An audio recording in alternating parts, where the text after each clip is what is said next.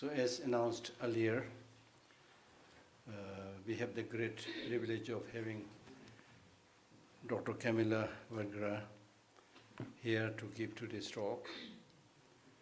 And I would like to welcome all of you who are here and who are watching this talk online. Dr. Camila Vergara is I don't know how to, introduce her. She's such a versatile figure. She has written so many books and undergone so many researches, worked in so many universities. I try to just go through the maze of that history, and I failed miserably. So anyway, Dr. Camila Vergara is a critical legal theorist, historian, and journalist from Chile, a beautiful country which I had the opportunity to visit. Writing on the relation between inequality, corruption, a beautiful, nice book she has written on corruption, which she kindly presented to me, and domination, and how to institutionally empower common people to resist oppression from the powerful few. This is really this is something that I have been thinking for so long, Whatever political leadership comes, whoever becomes rich, most of the time it's the common ordinary people who are suffering, who hardly manages to get up, So this is, I really appreciate the things that you're doing. And currently she is a Marie Curie Fellow at the University of Cambridge, conducting research on plebeian constitutional rights.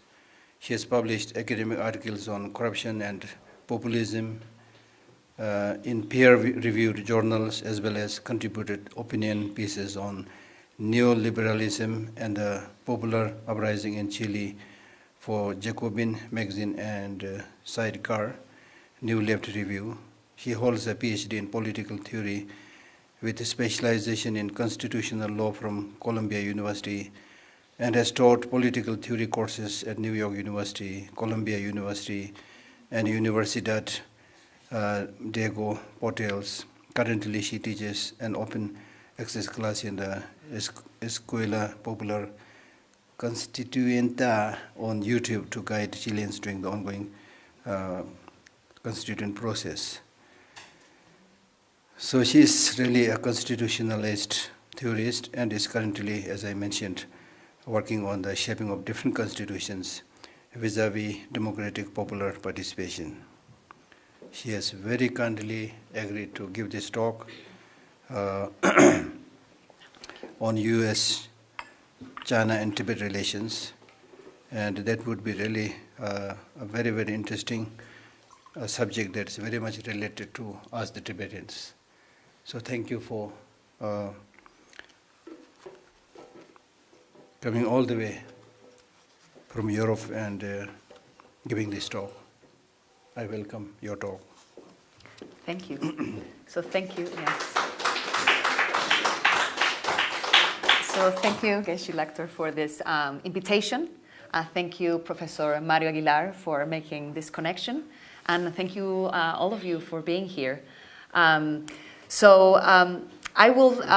talk will be about environmental rights, self-determination, autonomy, and the relation between Tibet and the US and China. So we are living in dangerous times, as you know. We are witnessing the destruction of the planet at an accelerated rate, with mass extinctions of all forms of life. Over 1/3 of Earth's animals and plants will be extinct by 2050. This is less than 30 years away. Representative governments, we call democracies, have been negligent and even complicit with the continuation of global warming, committed to endless economic growth and quote-unquote development. The capitalist mindset that uses and abuses nature for the benefit of wealthy minorities that rule the world are in a suicide mission, devastating our ecosystems and imposing suffering on the most vulnerable populations around the world. The insatiable greed for rare metals and minerals prompted that are needed for fueling the ongoing technological revolution has prompted states to violate the collective rights of indigenous peoples who have been defending nature against the rapacious elites and their twisted sense of welfare. Mountain regions such as Tibet are being eyed as the next frontier for the global mining industries, which will exploit their precious resources by force or by bargain. The current increased competition between the United States and China for influence on global affairs needs to be understood within this context. Both countries have been expanding their control over vulnerable regions of the world to secure their access to oil and rare minerals. The US has launched attacks in the Middle East to secure oil and gas deposits, while China has built enclaves in Africa to secure access to gold, zinc, nickel, and cobalt for the making of electronics. Tibet is also a region where chromium, copper, boron, lithium, and more than 126 minerals, including precious metals like uranium and gold, have been found. China has already begun mining in the region with forced labor. Mining and extraction of mineral and oil has devastated the ecosystems, accelerating the rate of mass extinction and global warming. All around the world, indigenous peoples, from the Amazon to the mountain regions, and these peoples are the communities that live according to the ancient ways and not through the capitalist mindset, have been at the forefront of this battle against the capitalist elites that wants to extract without caring for the environment. So indigenous peoples around the world who are the minorities that are most oppressed have been in the front lines of the defense of nature. So in this way, we can see that China and the US are two sorts of predators that are trying to reorganize the globe today and are fighting for influence. We can think about Tibet as an independent sheep that is between these two predators and tries to kind of wiggle between and negotiate between these two powerful countries.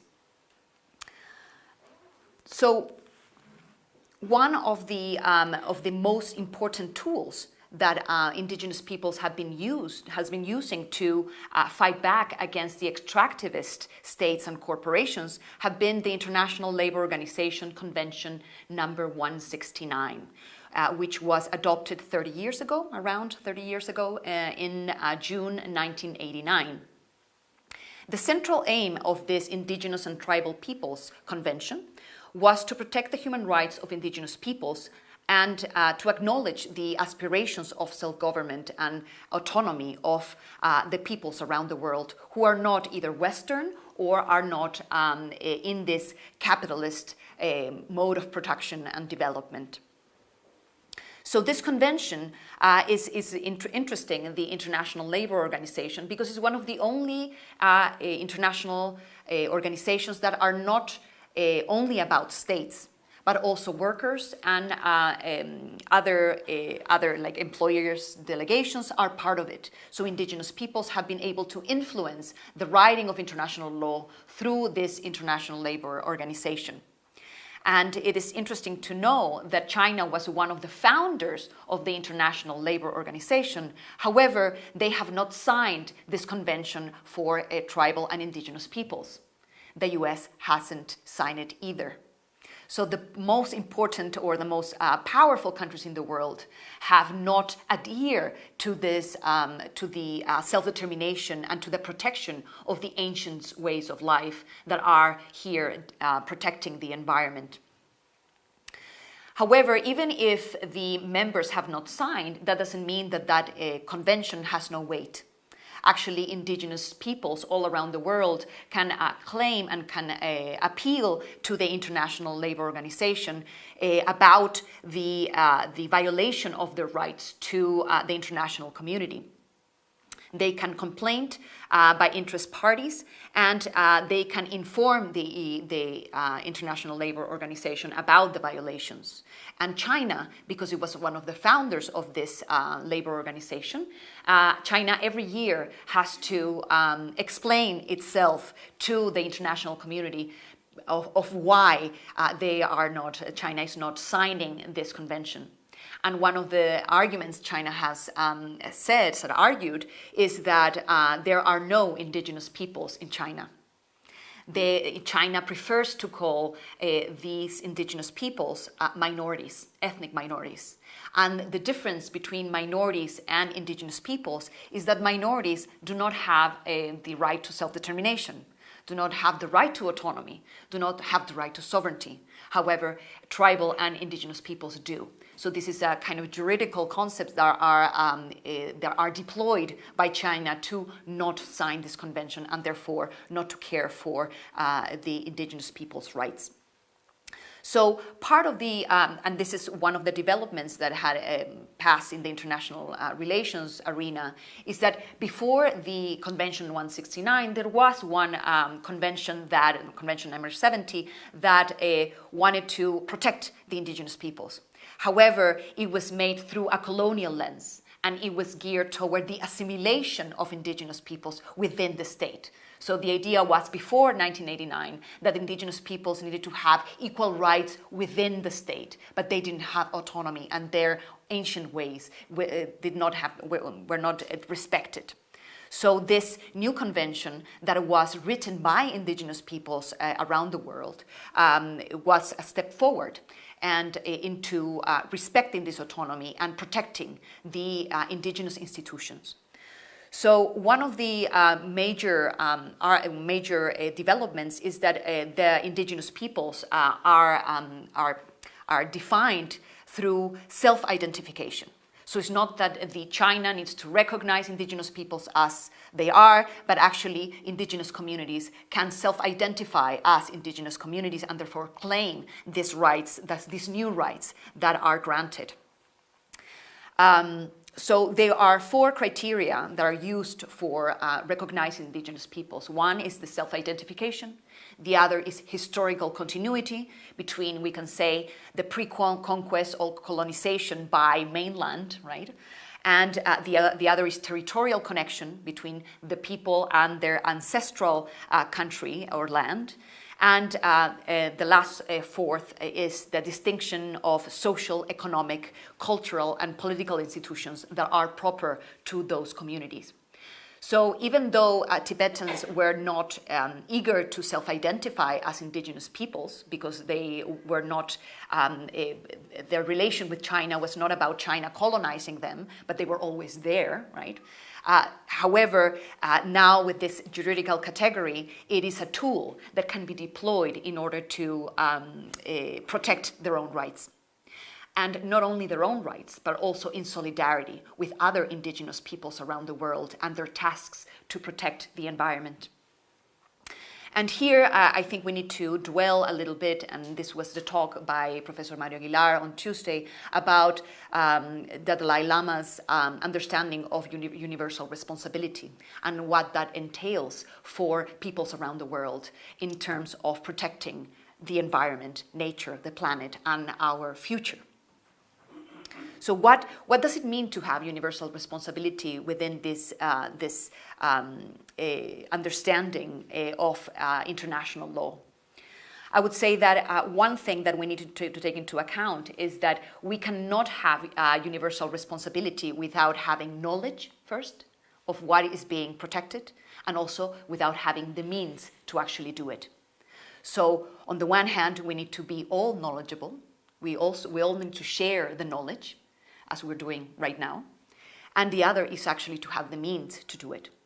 So on the one hand, we have the knowledge of this juridical tool that is on the rise and has been used by indigenous peoples all around the world to protect their own lands, and not protect them as something that they own, something that is a kind of private property in the same mentality as the capitalist society, but as stewards of the territory, as protectors of Mother Nature. So in the US, where the indigenous peoples are recognized and they are given reservations and territory that is theirs by treaty, after in the 19th century, there is a procedure in order for the people to claim their rights. And supposedly the United States is there to protect those and to respect those procedures. However, when it comes to oil and gas explorations, these rights are being violated. So we have the famous Dakota pipeline in the US, where Standing Rock and the communities around were trying to protect the water resources. So the pipeline with gas and oil would come through their territories, and there's always leaking of these pipelines, and that would go directly into the water sources. So water protectors were built camps around the site. They disabled the pipeline, and they appealed to the courts in the United States. However, the courts, and we see that the courts are national, are always protecting national security. They actually went in against the indigenous people's claims, and they protected capital. And they say capital development and this oil, because of energy security, is needed, and therefore they put in jail the activists that were indigenous. The same happened in Canada, another green state that is supposedly very kind of environmentally friendly. However, when it comes again to energy security, this environmentally friendly mindset is immediately out of the door, and indigenous peoples are oppressed. The same has happened in Ecuador, another place where there is the most diverse place on earth, the Amazon. And here the problem is not only individual corporations, but a joint venture between the state and transnational capital. So they are there to explore oil in the Amazon. So the Ecuadorian state allowed one of the corporations to install dynamite to bomb the Amazon, one of the most diverse places in the world, in order to explore oil. And after more than a decade of battling in the international courts, the indigenous people won the battle, and they were compensated by the corporations. And the corporations, the only thing that they needed to do was to withdraw the dynamite, but they didn't need to restore. Right, so it was they got it very cheap, right? The devastation of the environment. So even if there was a win, there was always very difficult. However, there is a precedent now that if the indigenous peoples claim that their rights are being violated, they can actually protect the environment. So one of the things that is very interesting about this convention is that it is geared toward the preservation of institutions. So first, the Article 4, for example, of this convention, 169, argues that states that the indigenous peoples, in exercising their right to self-determination, have the right to autonomy or self-government in matters related to their internal and local affairs, as well as ways and means for financing their autonomous functions. There is also the provisions for the protection of the social, cultural, religious, and spiritual values and practices of these peoples that are to be recognized and protected. And the integrity of their values and their respect for their own institutions. So we have here Tibet that has already built its own form of government, even in exile, that needs to be respected. However, that is not in the Chinese area, and therefore it needs to be addressed in a way of how can we bring institutions that have been developed by the Tibetans to be respected by China. Also, the convention in Article 7 argues that the people concerned shall have the right to decide their own priorities for the process of development. So not the forced development coming from the Western ideal, that we all have to be modern, have shopping malls, have a consumer society. But the indigenous peoples need to have autonomy in developing their own ways of life. And these ways of life need to be protected, and their institutions need to be protected as well, and they have to exercise a control to the extent possible over their own economic, social, and cultural development. Even though the convention does not recognize a right to establish indigenous legal systems, if they are already indigenous legal systems in place, as it is now in Tibet, they are bound to protect them. So whatever is there, it needs to be protected. Whatever is new is more difficult to achieve. So the more you progress in Tibetan institutions, the more of a claim there is for the state to protect those.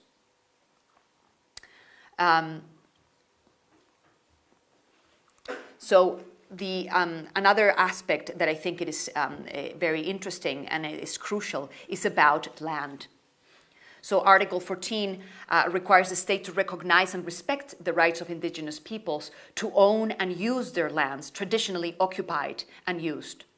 This is a substantive right that requires that the state produces a concrete result, in the sense that if the land is being occupied and used, it needs to be respected, and the state cannot go and develop inside that territory. However, and in addition, this article argues that it is not about the land being used, occupied in the present time, but also refers to the lands of their ancestors and the lands that had been lost, either recently lost or lost in ancient times. So in a way, the state is bound to restitute that land, and it needs to be a recognition that that land was occupied by indigenous peoples, and even if it were usurped or people need to flee that part, it needs to be reinstated.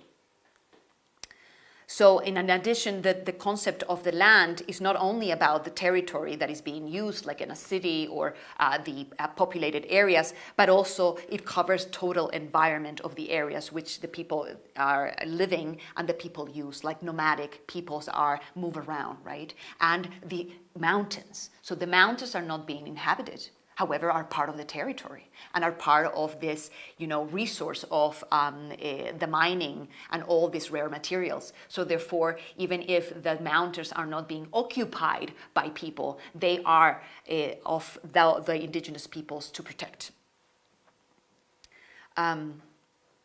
So the occupation of these lands are based on the traditional use and access, and is based on the history of occupation of those lands. If the indigenous peoples consider those lands to be part of their realm, therefore they are theirs and they need to be protected. So it's not only about the actual occupation of the land.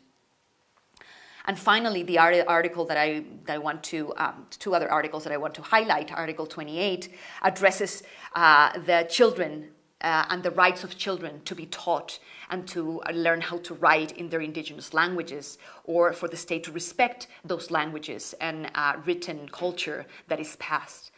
And even given that governments often play a large role in the systemic suppression and eradication of indigenous languages, this article acknowledges the importance of rebuilding a language for the future. So even if the language has been lost, it needs to be reinstated, and the state needs to put money and resources into developing that language and protecting it. And this is, of course, very crucial for Tibet, since in the last, even if China has legislation and in its constitution, China recognizes autonomous regions and their right to self-determination in terms of language, now Mandarin has been forced upon the children of Tibet. And their own language has been eradicated, or at least it is in the making of this extinction of the language. So therefore, appealing to the Convention 169 would put more strength into the claim of Tibet for the Tibetan children to be educated in their own language. And lastly, Article 32, and this is also crucial for Tibet, because Tibet, it is a place where many countries have their borders, so it's a region that is shared within borders.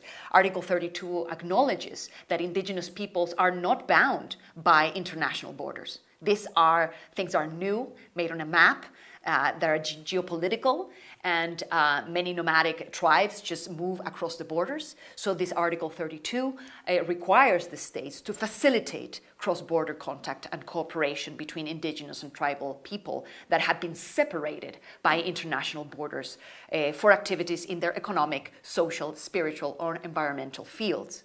This article obligates the state to take positive steps, including international agreements, to provide cross-border access. So if we think about today, India would need to negotiate with China. So not only Tibet negotiating with China, but actually India to allow for the crossing of Tibetans across borders. And this is something that is actually needed at this moment. The problem is that since 1989, only 23 countries have ratified this treaty. And there needs to be a push for other countries to actually ratify it.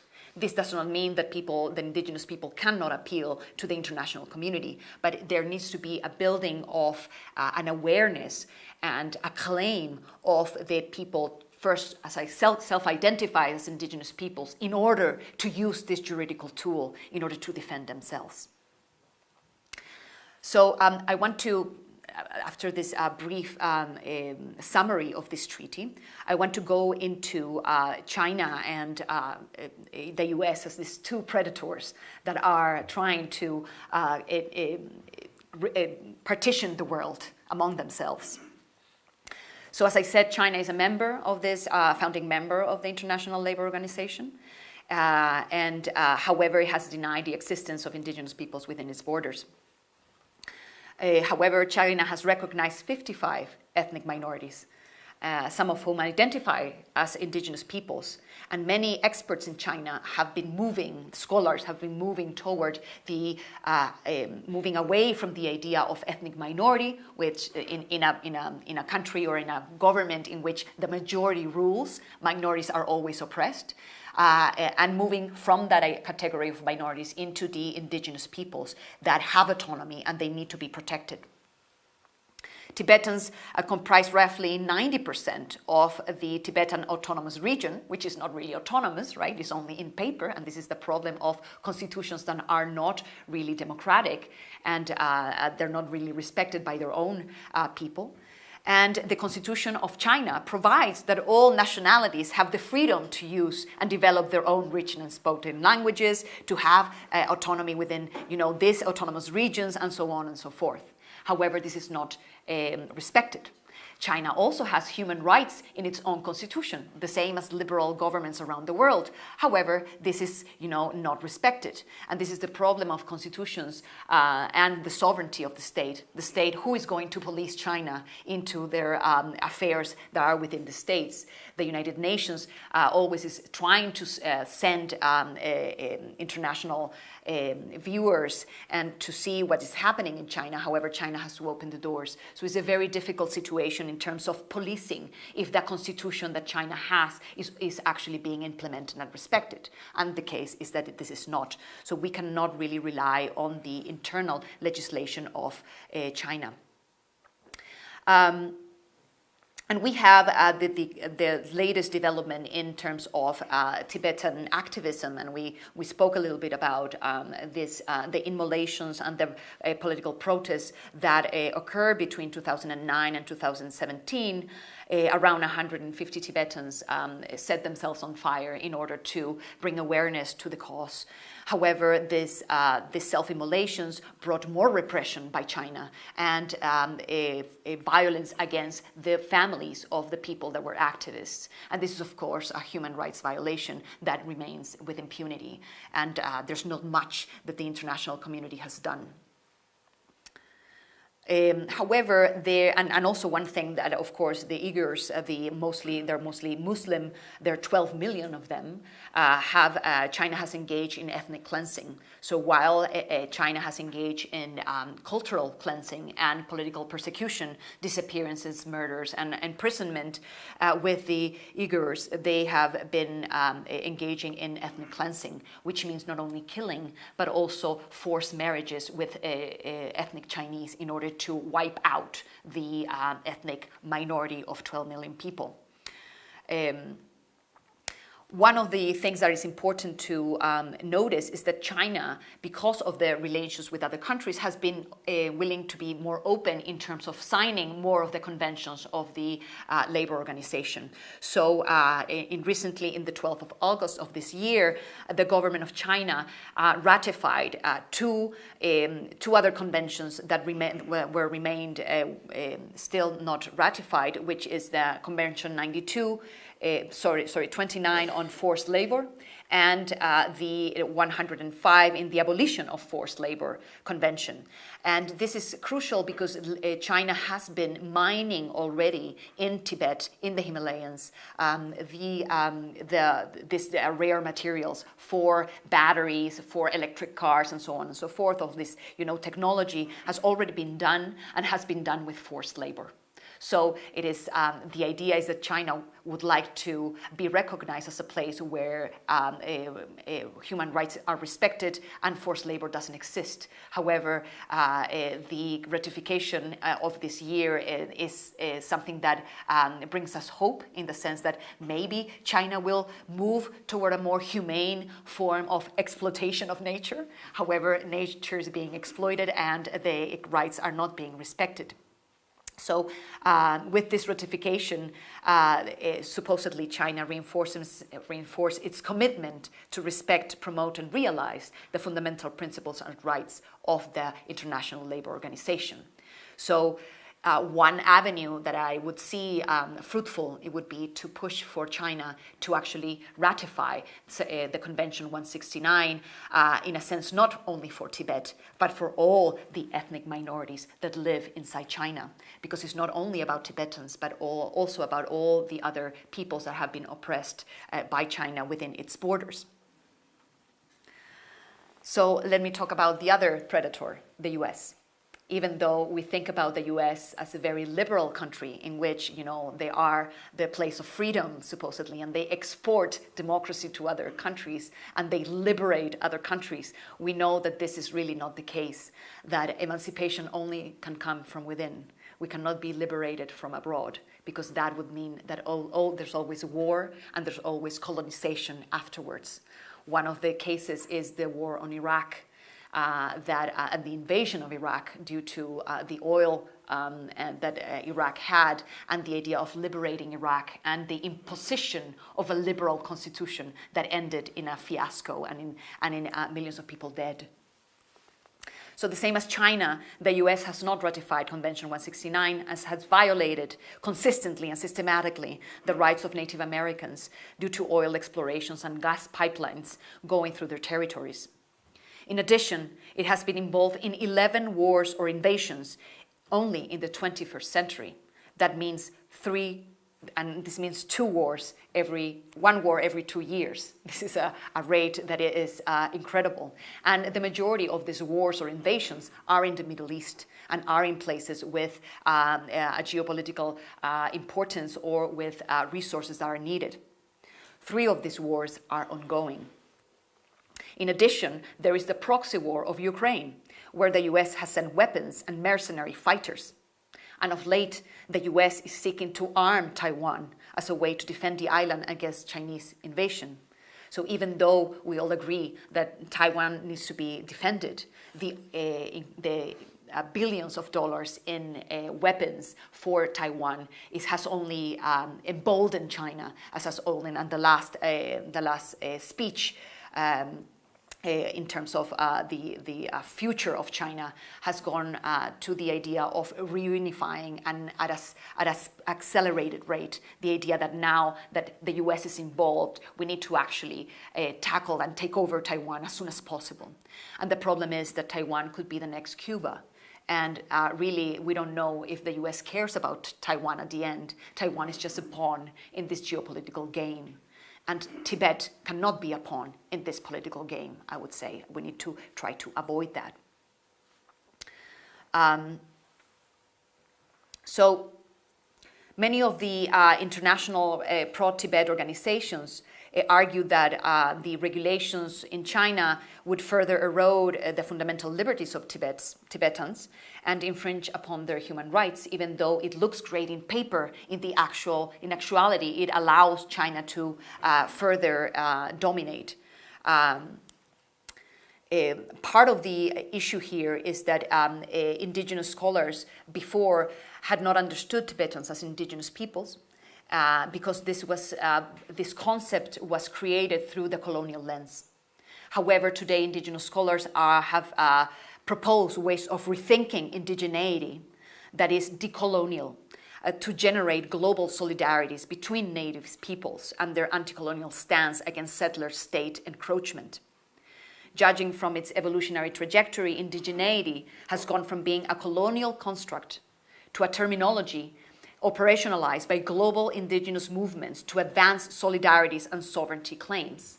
So if Tibetans understand themselves as indigenous peoples in this way, through this juridical lens, they will not be alone, because there are many other peoples around the world trying to fight and protect nature. And this is crucial because today the protection of the environment is something that all of the countries are supposedly committed. Even China has been signing agreements in order to protect the environment. And all of these organizations understand that indigenous peoples are the ones who must be on the forefront, because indigenous people have special rights. So, normal communities in settler states, white people, in a way, in settler states, do not have these rights. So if a community, for example, in the United States has a gas pipeline coming through their communities, they don't have any special rights to claim that that pipeline should not be built. However, indigenous peoples can say this is a violation of our territory, and therefore they can actually stop it. So they are the ones who have more rights, in a way, more claims to the protection of nature vis-a-vis other communities around the world. So Tibetans living in North America, for example, have contemplated this possible solidarities by promoting indigenous movements such as the Idle No More in Canada and the recently No Dakota Access Pipeline campaign in the US in communal spaces. These movements also became avenues for Tibetans to reflect on indigeneity as a decolonial praxis that could prove useful for Tibetans in addressing settler colonialism, sovereignties, refusals, and potential solidarities with other peoples around the world. So, in terms of universal responsibility, and what is the role of individuals and communities to preserve the environment and to preserve our future as human beings in balance with ecosystems. As I said before, we need two things to materialize this universal responsibility. It's not just that we need to claim that we have that responsibility, we need to actually act upon it. So the first thing that we need is knowledge. Knowledge through teaching, but not only teaching top-down. We need to learn together. We need to learn in community. And I have proposed in the book and how to address the corruption of representative governments around the world, that people need to gather in their local communities and share knowledge together and learn together. So it's not only about the people that are knowledgeable teaching the non-knowledgeable, but is the knowledge being shared among the communities. And this allows for the empowerment of people from the ground up. So it's not only about Your Holiness Dalai Lama, and the hierarchical structure in which all states are built, but bringing and developing the community from the ground up. So the community is in power. Doesn't matter what happens in the future. Also, I think, and it's something that I was asked to address, is also the Tibetans that live abroad. What is the role of the Tibetan communities abroad? How can we bring them together in the government or the self-government of Tibet? And if we think about communities in exile, people get together. People are already assembled in their local communities. So if we can connect them in a network where people can actually share knowledge and can act and can push from abroad, not just as individuals, but as organized communities, this would bring more power to the indigenous peoples all around the world in solidarity to push back against the capitalist over-exploitation of nature. So, again, and this is to end, so to open for discussion and for the questions and comments. One thing that we were in another meeting here in the civil service in the information ministry, that there is a need for political consciousness among people. Today, individuals around the world, they're consumers. We are consumers, mainly consumers. We are consumers of things, of material things, but also consumers of knowledge. but we don't create knowledge. We don't act upon that knowledge. So therefore, we need to cease to be mere consumers, to become political agents. And for that, we need action. And action not only about making things, but acting together. So the power of the people has always been in numbers. So the people need to come together and learn together in order to act. We need to learn through dialogue and deliberation, not through war. We cannot expect to make war on others and then build on peace.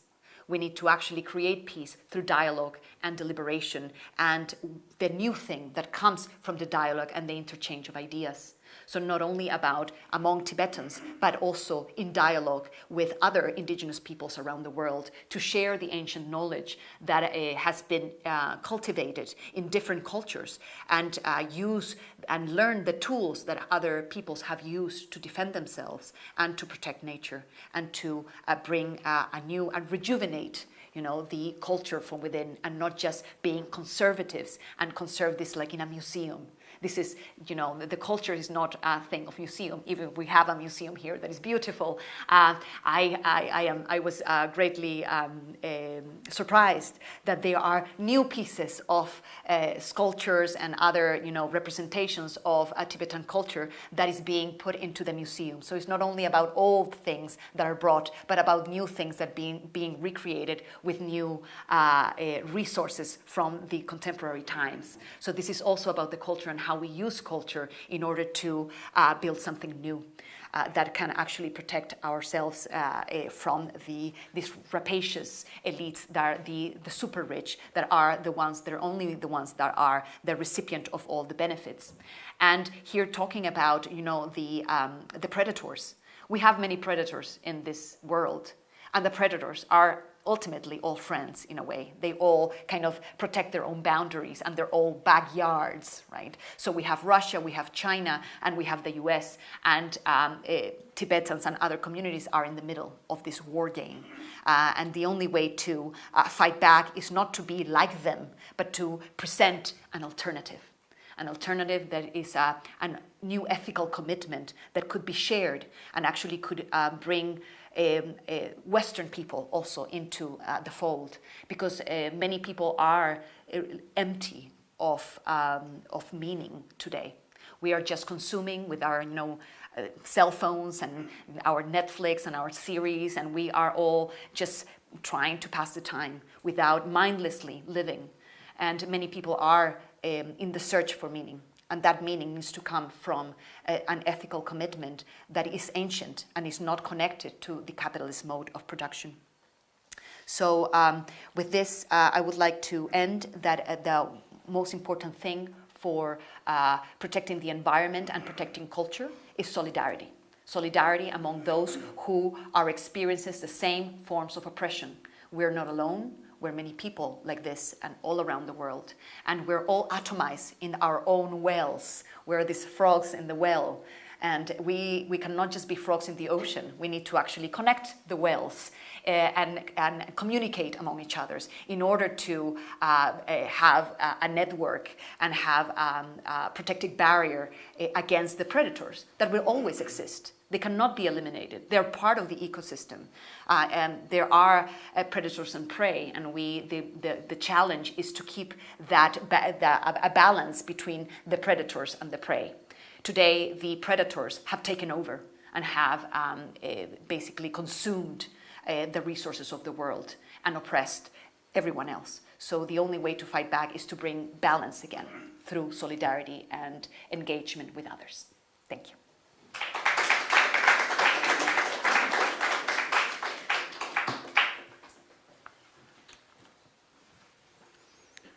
Thank you, Dr. Camila, for focusing your research and scholarship in improving the lot of less privileged people, and that I think is the call of the time. You spoke on important points like awareness and knowledge, and also sense of responsibility and ethics, which is of course very relevant in the case of the Tibetan struggle. in the case of Tibetan struggle, or anything that you do in life, there are two choices. That you let other people decide your fate, or you decide your own fate through your own, personal choices. So at the end of the day, it always happens that the choice that you make through your own personal endeavor and reflection turns out to be the best course of the, struggle or life.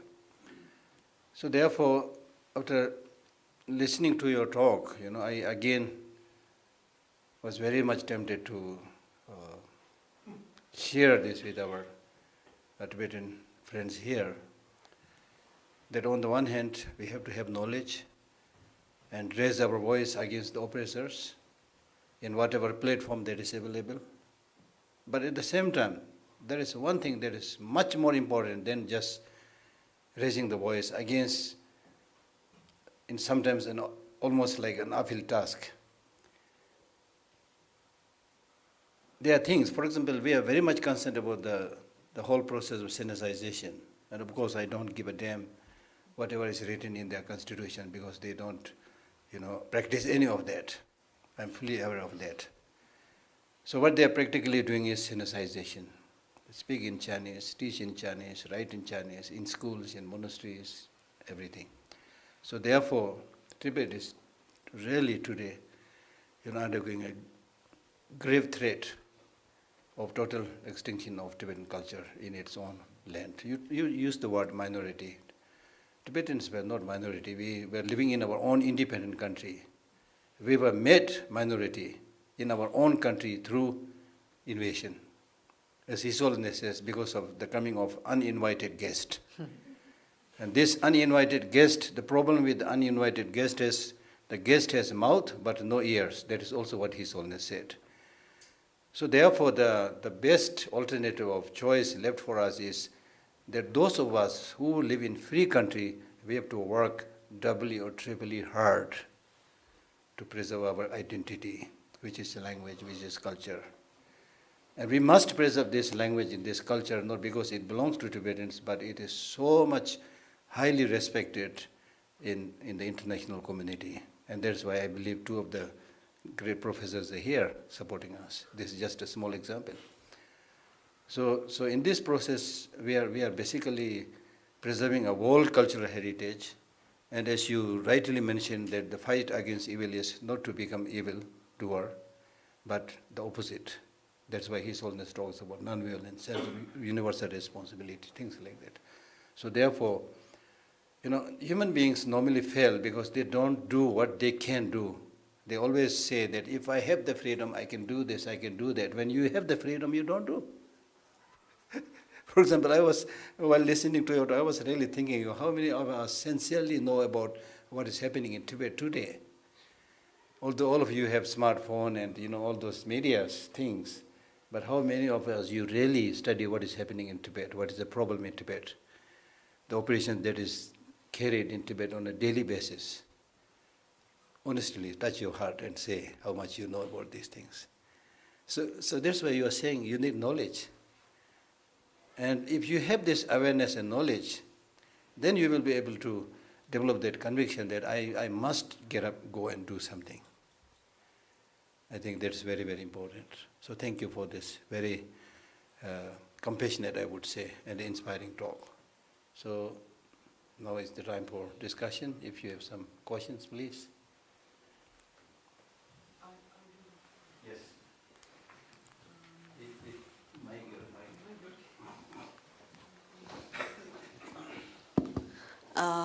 Thank you, Dr. Camila, for the talk.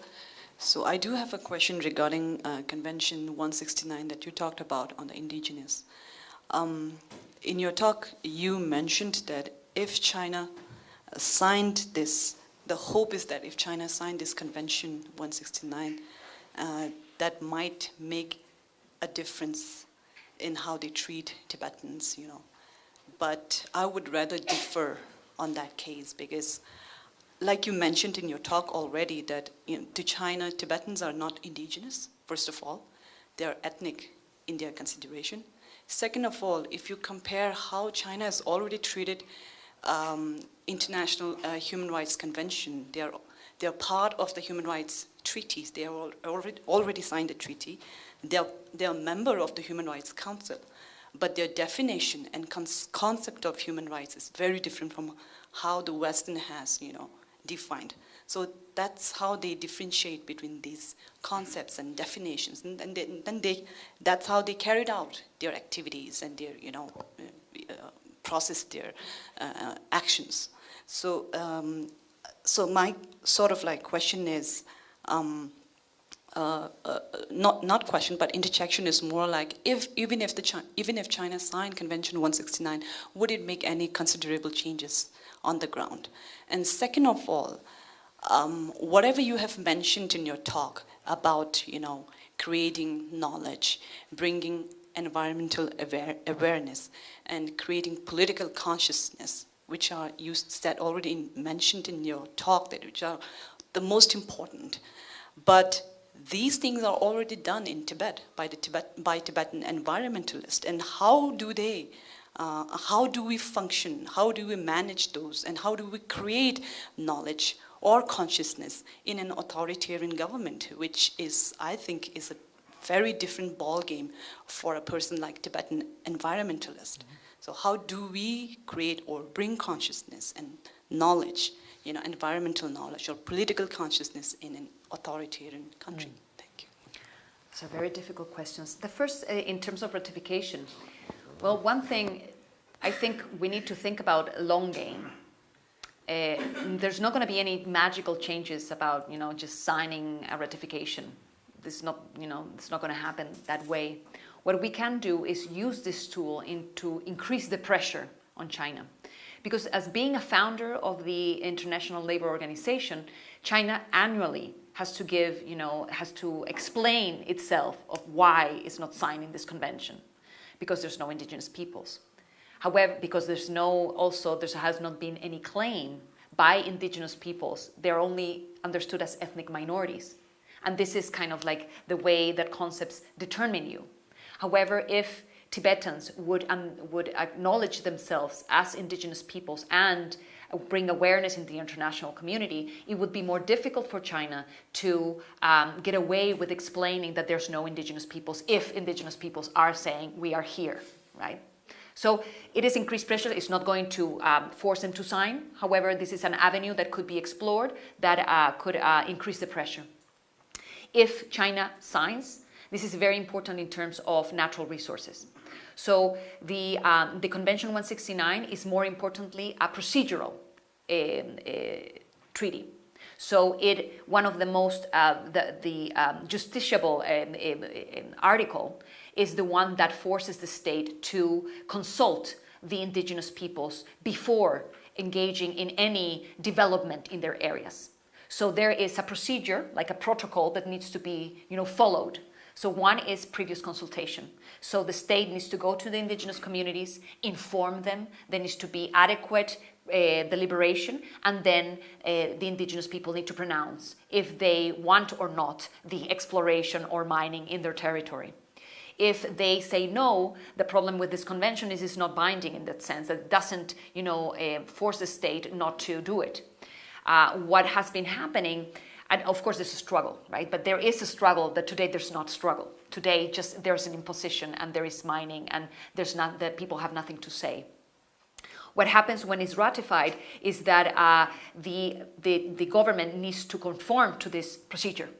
And if it doesn't conform to that procedure, to the letter, the indigenous people have a claim in international courts.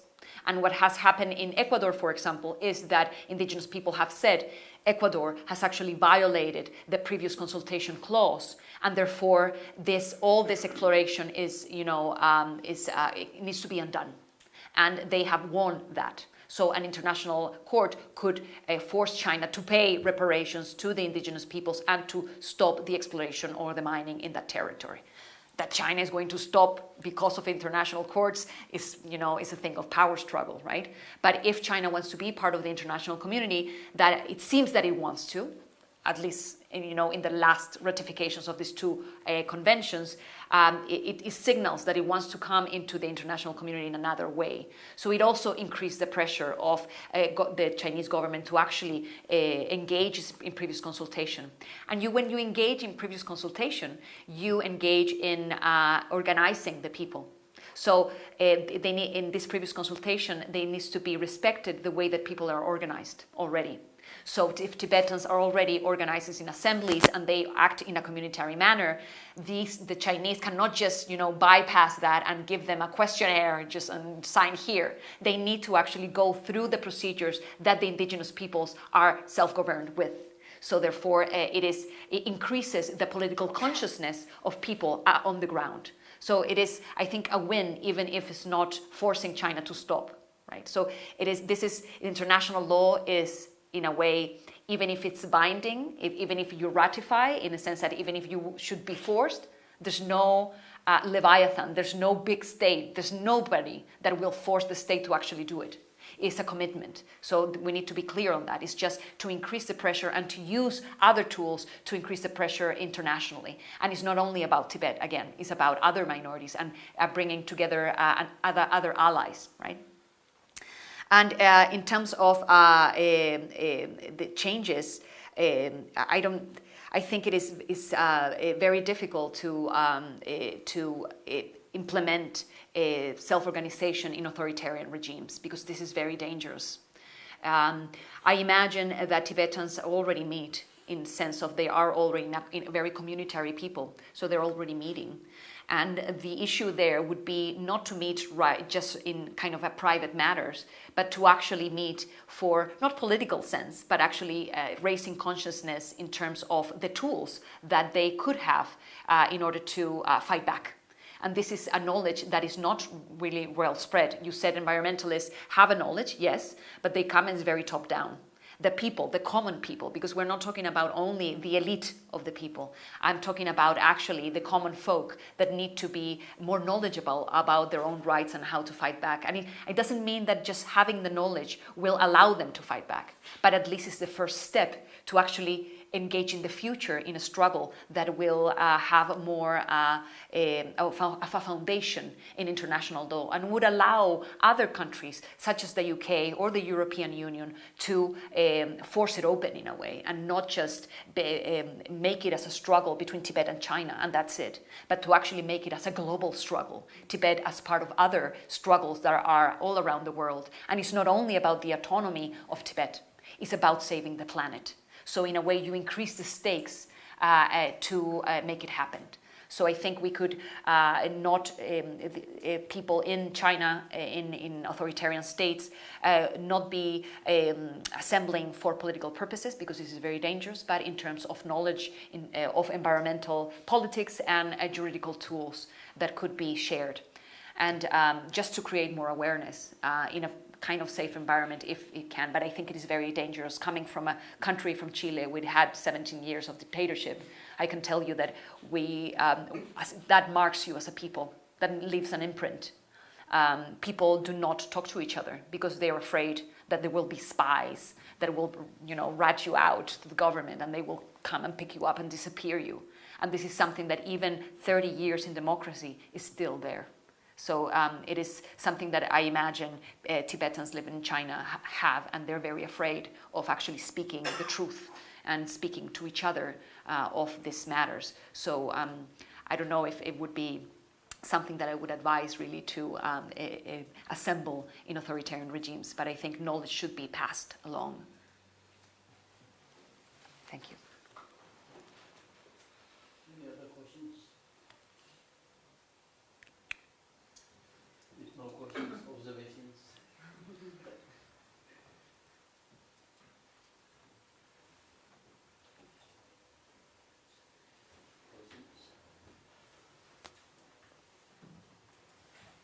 All right.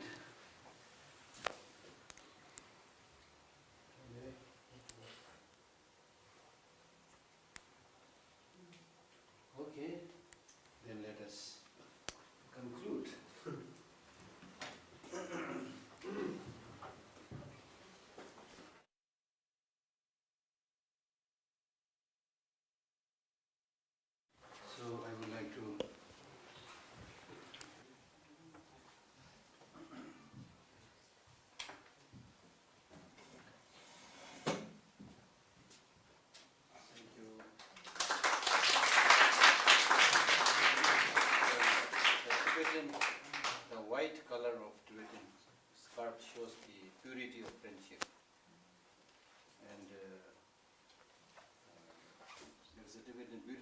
saying, "Troko mane kangayung, tamjik zamwa gata. Khada ringne kangayung, karka zamwa gata." So that is kind of literally translates as like, it doesn't matter how many friends you have. What is important that you have few trusted friends. It doesn't matter whether your scar is wrong or not, but it is the purity, the cleanliness that matters. Thank you.